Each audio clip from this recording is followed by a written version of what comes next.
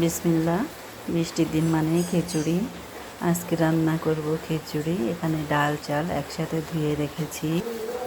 এখানে সব কিছু কেটে রেখেছি। তেল দিয়ে দিব পরিমাণ মতো। আজকে খিচুড়িটা রান্না করব, সব কিছু একটু ভেজে ভুনা করে নেব।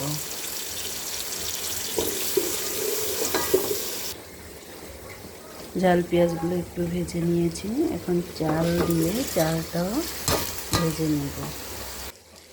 চালটা ভালো করে ভেজে নিয়েছি। এখন গরম পানি দিয়ে দিব। খিচুড়িটা এখন আমি ঢাকনা খুলে দেব। কত সুন্দর স্মেল বেরিয়েছে। খিচুড়িটা হয়ে গিয়েছে। খুব সুন্দর একটা ঘ্রাণ বেরিয়েছে।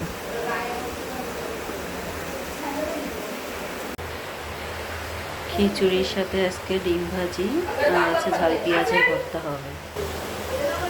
লাল লাল ভর্তাটা হয়ে গেছে, খেতেও খুব ঝাল ঝাল সুন্দর লাগবে।